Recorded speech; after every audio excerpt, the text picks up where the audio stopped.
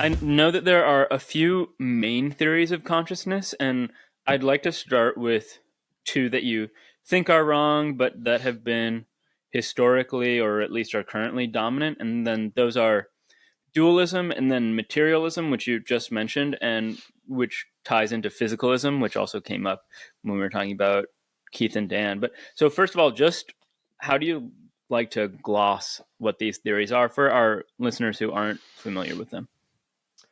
Yeah, I'm ashamed that I used a bit of jargon there without explaining it. So these were the two classic positions. You know, when I studied philosophy in the dying embers of the 20th century, these were presented as the only choices. So the dualist thinks that consciousness is immaterial outside of the physical workings of the body and the brain. Maybe like Descartes, it's in the soul, although there are other options that the French philosopher, 17th century Descartes, isn't he? Um, Whereas the physicalist position is very roughly that it's just electrochemical signaling in the brain, that consciousness can be in some sense wholly accounted for in terms of the kind of processes physical science deals with, patterns of neural firings and so on. So yeah, they're the two mainstream positions. And yeah, my philosophical undergraduate study, I became deeply disillusioned with these two options and left academia for a bit, or got totally kind of disillusioned with it. And then it was discovering a surprising third option that drew me back in, but maybe we don't want to go there just yet. Yeah, yeah. Uh, Maybe we can stick with dualism just for the moment. And you can correct me if you think I'm wrong here, but I think our folk, naive, unintuitive idea of consciousness is something like a dualist view, in that we're sort of floating above or within or around the physical world. Our minds don't seem physical in the way that rocks are. I'm wondering if you think that this is something like the common sense view, and two, what the main problems with it are for you. I do think that, yeah, I think dualism has probably been the dominant view of all cultures throughout history. There's a great recent book by Ralph Weir defending dualism, and the first chapter he defends this idea that, yeah, basically almost everyone in history has been a dualist, and he has some very fun responses to anti-dualism and points out how prevalent anti-dualism is in so many areas of kind of thought and academia in 20th and 21st century. And people have a sort of ethical objection to it on both the right and the left. So he points out, ironically, that sort of, people on the conservative right say, oh, dualism is really bad because it distances from our bodies, so we can just do whatever the hell we want with our bodies and have rampant sex and stuff. Whereas people on the left say, oh, dualism is really bad because it distances from our bodies, so we can't enjoy rampant sex and stuff. We can't The enjoy being anti-dualist sexual. argument from On, rampant sex. on both sides. Oh no, sorry, I said that wrong. So the conservatives say, our body just becomes a sort of plaything because it's not us, so we can just do what the hell we want with our bodies. Whereas the people on the left say, oh well, we're not our bodies, so we can't sort of indulge sensory pleasure and so on. It's not us. But yes, it's really fun, and yeah. But I think I'm at least persuaded that most people in history have been dualists. Well, I've changed my mind on the problems of dualism. Actually, in my first book aimed at a general audience, Galileo's Error, which is here pictured in UK and US editions. At that point, and in my academic book, so in 2017, I wrote first an academic book, Consciousness and Fundamental Reality, pictured here. And at that point, I had the view a lot of philosophers have, that we have scientific grounds for doubting dualism. Roughly the idea that, we know enough about the brain to know that everything that happens in the brain has a physical cause within the brain itself. Whereas if dualism were true, and if there were a sort of non-physical soul kind of playing with the brain, every second of waking life, making our arms go up, my conscious thoughts in my soul making changes in my brain to move my lips and so on, then, that would really show up in our neuroscience. There'd be all sorts of things happening in the brain that had no physical explanation because they're the impact of the soul. It'd be like a poltergeist was playing with the brain. And the thought is that's not what we find in our neuroscience. And so this gives us reason to doubt the truth of dualism. But I've changed my mind on that, just actually talking to many neuroscientists and many different kinds of scientists. I think that position I just described, that the physical world is a causally closed system, I think many philosophers hold that, and many theoretical physicists hold that. People who don't really do that many experiments and sit in their rooms fiddling with equations. I debated Sean Carroll, that you can look on YouTube if you want to check out. Whereas I find lots of, when I talk to more neuroscientists or condensed matter physicists who study complex systems, I think we don't know anywhere near enough about the brain to know if that's true.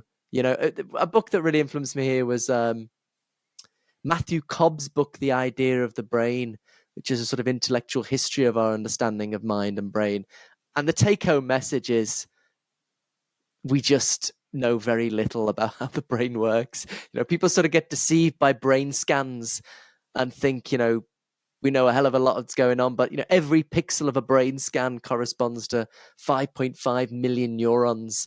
And anyway, so I don't really think we know enough about the brain to say whether or not dualism is true on experimental grounds.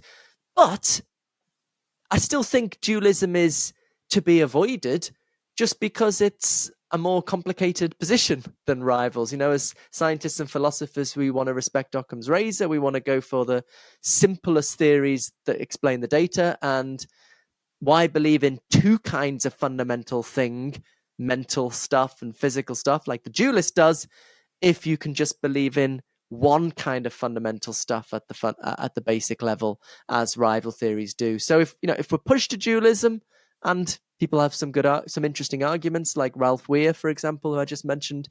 But at the moment, I'm not yet convinced that there is good philosophical reason to accept dualism. And so we should go for a more simple and more parsimonious alternative.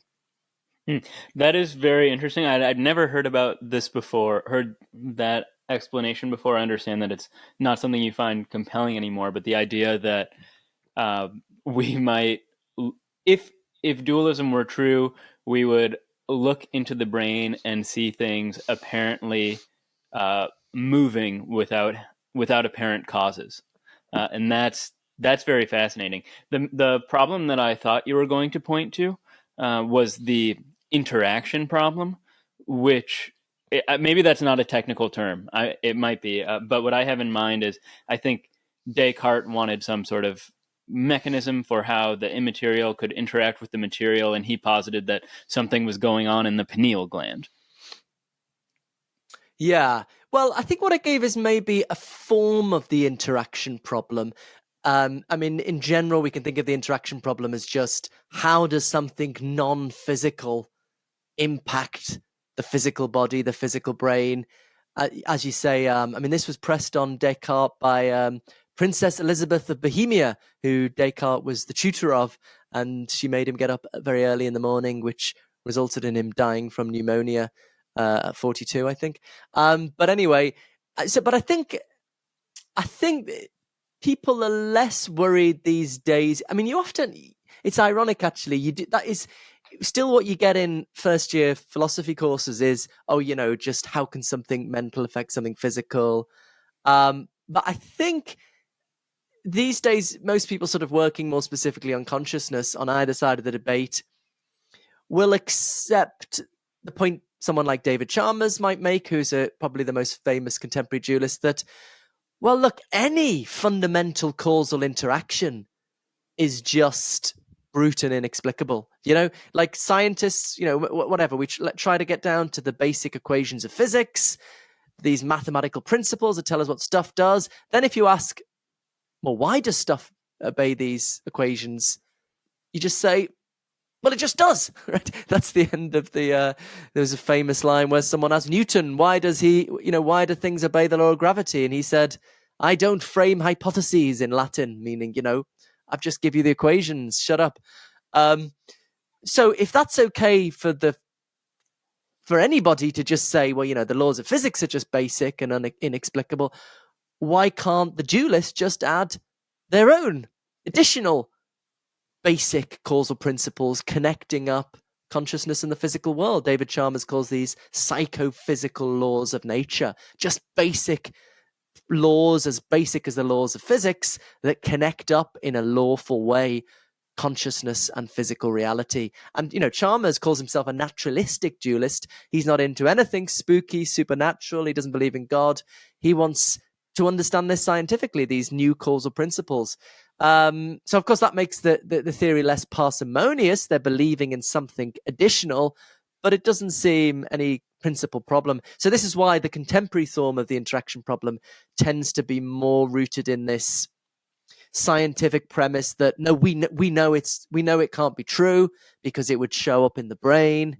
You know, the interaction of the soul would show up in the brain. We see it's not there, so it's less a philosophical worry in a way. It's more a sort of scientifically based thing. I'm just less and less convinced that we know enough science to justify that.